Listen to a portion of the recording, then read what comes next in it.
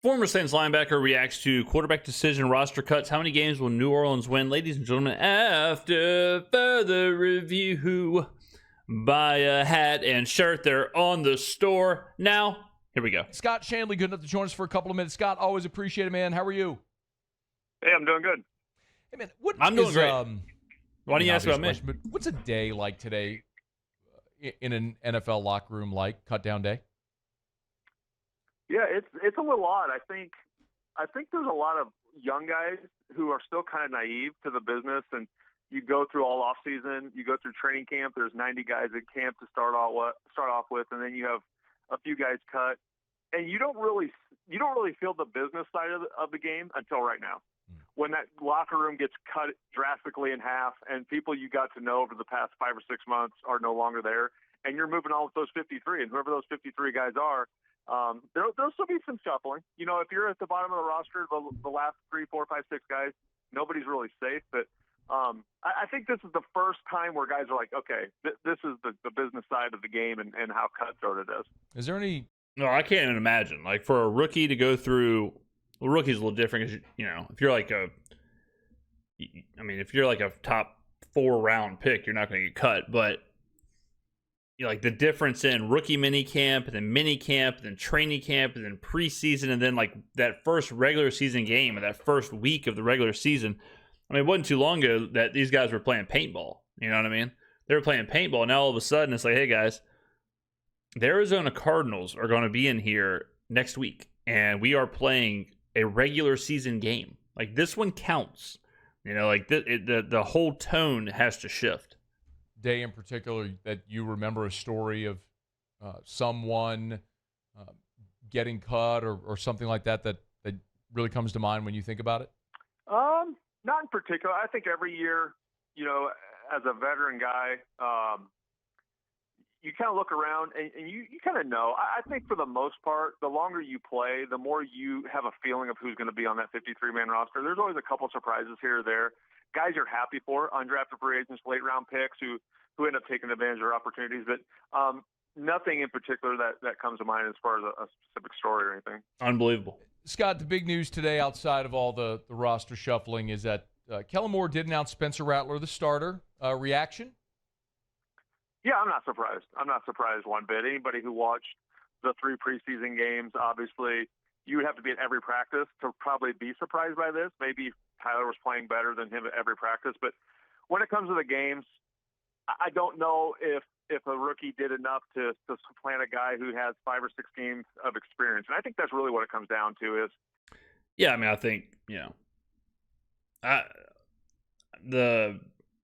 it was kind of crazy in the lead up because, I mean, obviously here, like, we kind of saw this coming, but it was crazy, like, right on the eve of the decision, how there were some people who were still like, I don't know which way this is going to go. And then some people, Chris Sims, they were like, yeah, this is Tyler Shuck's job. It's like, brother, what exactly are you watching? Are you going to throw Tyler to the Wolves week 1, NFL speed, when he really didn't show that he's ready for it? Yeah. I'm not saying Spencer. I think Spencer was kind of disappointing in the preseason, to be honest. I thought he had so many reps last year that a lot of fifth-round picks don't get, that I thought he would be a little further ahead, to be honest. But I think this is kind of the safe pick. You protect Tyler a little bit. I think, I mean, this is obvious, but that game against Jacksonville was the decision maker.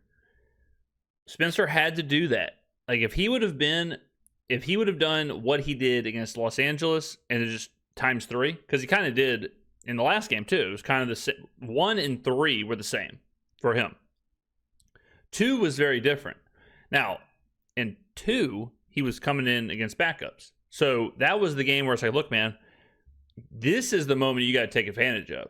The other games, you're starting, the game script's a little different. You're like, the pace of play is slower anyways, like, you know, whatever.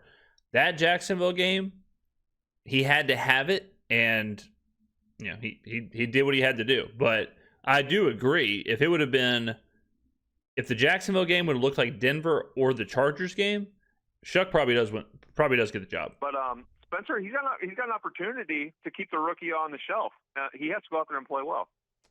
Scott, how much do you think, because I agree with you, especially the experience that Rattler has, But when you invest the 40th overall pick, a lot of times coaches, organizations will maybe give the benefit of the doubt to the person they have more invested in. So with that considered, how much do you think that they weigh the fact that Shuck was the 40th pick of the draft? You know what's crazy? The only, like, I hear this narrative all the time. It kind of reminds me of the tanking narrative because there's so much evidence that says the opposite, and there's so little evidence that supports it. I mean, even like there's a completely different sport. Total. I mean, this is 20 years ago. But when the Pistons took Darko Milicic, like, they didn't start him. They sat him on the bench. He didn't play. You know, like, there was nothing that was like, hey man, we took him second overall. Like, we have to play this guy. We took him over Carmelo Anthony. We have to play him. The Pistons said, no, he's not playing. And they went to the NBA Finals. You know, like, I think it's pretty obvious now. I use the Trey Lance example all the time. We've seen what's happened with Zach Wilson and Justin Fields and all the, Josh Rosen, Mac Jones. The evidence is there, whether it's pick 10, 11, 3, 2, 40. Once that draft ends and Mel Kiper goes back to whatever, wherever they keep him during the regular season, but whenever Mel Kiper's out of the building, that draft ends and they turn the TV off, all that doesn't matter. That is a fully fabricated narrative, just like tanking, just like all that stuff, that just does not ever play out. I think is a huge weight. And I think a little bit of it, when you look at it from that perspective, Tyler's been a little bit disappointing. When you look at it from that perspective, you're hoping that when you're drafted that high, he's 26 years old, he's been around a long time, not in the NFL, but maturity-wise, you're hoping as an organization that he would take hold of those reins against Spencer, but he just never did that yet. Now, maybe it'll come along. Maybe it'll start to click, and he's just not ready. And I think that's one of the downsides to only doing 3 preseason games. Heck, I know people hate preseason, but back when you had 4 preseason games, there were a lot more reps. You had a lot more training camp reps. I don't want to make an excuse for Tyler. I was hoping he would take those reins and be that guy. And I think a little bit is disappointing that he's not the week 1 starter. So what I was talking about was the organization's pressure to play him. I think what Scott is talking about is you take someone 40th overall, you hope they're good enough to win the job. And Tyler didn't win the job. Now, kind of like the Kyle Trask thing, I used the Kyle Trask example also. He wasn't the 40th overall pick. He was in like the 60s, but still a second round pick. But Tampa doesn't care that Baker Mayfield beat out Kyle Trask. They don't care that Kyle Trask was drafted to be Tom Brady's heir. They don't care that Kyle Trask was drafted to replace Tom Brady and never played, never stepped on the field, never amounted to anything. It just kind of is what it is. I think that Tyler Shuck will start this year before the end of the season. Oh, absolutely, no doubt. I think a better question would be, will he start before mid-October? I think the Saints really have to get out of the gate fast. I think Spencer has to play really well. I think Spencer has to play so well. Listen, Kellen didn't pick Spencer. He inherited him. And so a lot of times when you get to pick your guy in the draft, Tyler's always going to be his guy. He's always going to get the benefit of the doubt. That doesn't mean that Spencer Rattler can't be the franchise quarterback all year, but he's going to have to play really well and not give them any excuse to yank him. Yeah, I agree. I mean, you can't play average. You can't play below average. The team can't slip. He's got to play well. And if he plays well, team plays well, offense looks good results, they will not go to Tyler Shuck. So this is his Brock Purdy moment. And we covered it during the announcement, but his destiny is in his hands now. Scott Shamley's with us, former Saint linebacker. Speaking of, boys, really impressive from an untrained eye watching a guy like Danny Stutzman and honestly Jalen Ford, a lot of those young linebackers. Scott, what were your impressions in this preseason watching some of those young guys at the position you used to play? No, I think you're right talking about that position because Demario, every time we say Demario's getting old, Demario's old, he goes out and he has a 13-tackle game. That was all year last year. I'm like, is Demario getting older? He only had 6 tackles last week, and then he goes and has a great game. I think, but eventually, listen, Father Time's going to come calling, and you need to see growth out of the young linebackers. I think seeing Ford get the interception in the preseason game, Stutzman, there were rave reviews out of camp. He's very active, and he was like that at Oklahoma. He was a tackling machine. He was a captain of their defense. He got everybody lined up, and he plays the game with energy. And I think if those young guys can come along and learn behind two really good veterans in Pete and Demario, they have an opportunity to extend their career, because everybody wants to come in and play. But for me, I was fortunate. I was a late-round pick, but I got to study guys like Dat Win. Dat Win changed the trajectory of my career, because I got to watch him as a pro and see him study and see him diagnose plays. And if these young guys take advantage of having a guy like Demario in front of them and Pete Warner, Dat Win played for the Dallas Cowboys. they will extend That's where I know him from. their career and hopefully become starters. Certainly looks like the future of that position is in good hands. Can't say the same about another former draft pick, Isaiah Foskey, who, Scott, it's just second-round pick. I mean, you expect those guys to be starters, and Isaiah Foskey over 2 years just could never find a way to make an impact on this team, and today he was cut. I don't think that's a great surprise, but if I asked you, what do you think went wrong with Foskey in New Orleans, can you put your finger on it?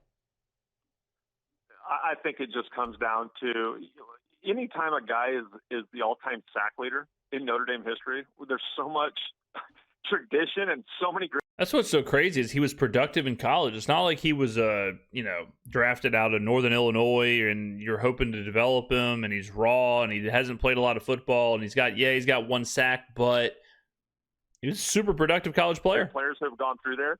You kind of think when you're going through your scouting that, hey, this guy should be able to play at the NFL level. It doesn't always correlate. And as odd as that sounds, I think sometimes scouts get caught up in guys going to bigger universities, being productive at those universities, and not really looking at their attributes and is their get off or is their bend going to be good enough to get around offensive tackles in the NFL? Because the tackles that these guys rush against in college are drastically different than the tackles they rush against in the NFL. And I just never saw the athleticism out of Isaiah that he needed to be a good pass rusher in the NFL. So I think it was just a misdiagnosis when it came to scouting, and he was drafted probably way too high. Scott, before you go, we've also seen Mickey Loomis make a couple of trades here, and it may not feel like a big deal, but they added Devon Vele. They gave up a couple of future picks. They added today an offensive lineman that they got from Dallas, Asim Richards. They gave up a couple of 28 picks. How do you feel about trading future assets for guys on this year's Saints team when maybe I'm leading a little bit here, but I don't think there's tremendous expectation on this team, and you're giving up future assets for maybe to be marginally better on a team that's not expected to be very good. Just maybe if you would have thought on those decisions and what they're doing to acquire some of these assets. Yeah, I'm with you. I'm not a real big fan of it. Getting rid of assets to really, you're trading for really a lot of backup guys. Outside of Vele at receiver, they're hoping he'll be a big part of the offense. He's really the only big-bodied receiver they have, and they felt like they needed that. But even that situation, you gave up a bunch of draft capital. You could have signed Amari Cooper to a one-year deal and got through this year. But I think the one thing that's hard to tell Mickey Loomis is that they're not going to win the season. I firmly believe people in that organization, they've won so much since 2006 that they believe every year that. I'm totally fine with the trades. And in general, I think draft capital, like the idea of it, the idea of hoarding picks, never moving picks, all that, I think is a bit overblown as well. If you have to address a need and you can address a need and it doesn't cost you that much to the tune of sevenths or, whatever, it's fine. Like, do what you got to do. You're trying to build something. If you can get a piece or a foundational piece or a rotational piece or whatever and kind of,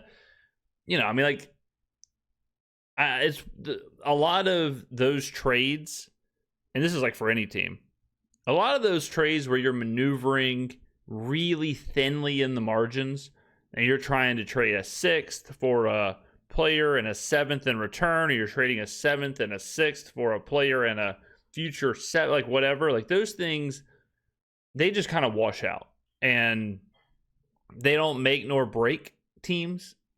Yeah, I think it's, I guess, accepted to say like, yeah, you want your picks, you want to keep your picks, you want to have these picks, but at the end of the day, like you want a good roster and you want a serviceable roster and you want to fill the gaps where you need to. So I don't have a problem moving around those chess pieces. Now, if you're trading seconds and firsts and thirds and all that, like that's a bit of a different scenario. But to trade, especially after you just made 9 picks, and if you do the math and you start averaging out, and you're like, well, at the end of however many years, we'll average 7.25 picks, and it's like, well, that's still above average. Like, okay, fine.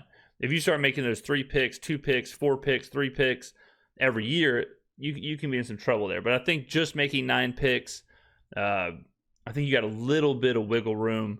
So I don't have a problem going and getting some guys. In Kellen Moore's first year, you also got to factor that in too. It's his first year. If ever there was an opportunity to go get these like marginal pieces to help him build his foundation, okay, fine. They can win. And sometimes those expectations aren't realistic this year. The schedule is set up for them to win more games than I think people think they'll win, but a lot of it's going to come down. When you put that much capital in the offensive line, they better play well. They better be a top 3 or 4 offensive line in the NFL. If they're not, 3 or 4 is crazy. You're going to struggle with the quarterback. I think top 15, so, you're fine. I'm not a fan of giving up that much draft capital for backup players. Vegas has the win total over under 5.5. I'm not sure if some of you ever paid attention to when you play. What do you think about that number this year? Over under 5.5. If you think they're going to win more than people think. You know what? I watch a game, I watch a series, and I'm like, oh man, I go under on that. Then I see somebody come in and do something. I'm like, then I look at the schedule, and I think the schedule is set up to win some games that Vegas probably isn't thinking they'll win. Early on, they have home games. The schedule is not real daunting. There's no Bills, or there is Bills. There's no Ravens, Chiefs, teams like that. So I think they can pull out a couple games. But especially in the NFC South, not the worst division to be in. But they got to stay healthy. That's been the biggest thing with this Saints team the past. We know we've covered the standard deviation, usually about 3 when it comes to preseason season win totals. And if you do that with the Saints, if the Saints win 8 games, like if that's their standard deviation, okay, like it makes sense. Like if things do click, if all the unknowns do pan out, all right, and we kind of have them in that 6, 7, 8 window. If I'll say this, if they do miss the 5.5, I think it lands right on 5. I can get to 6, 7, 8. It's hard for me to get to 9, 10, 11, even like in the hopiest of hopium worlds. But I'm okay with the 6, 7, 8 prediction. 8, I think, is something really good's happening. Like if you get to 8 wins, but 6, 7, I think is certainly doable. And I'm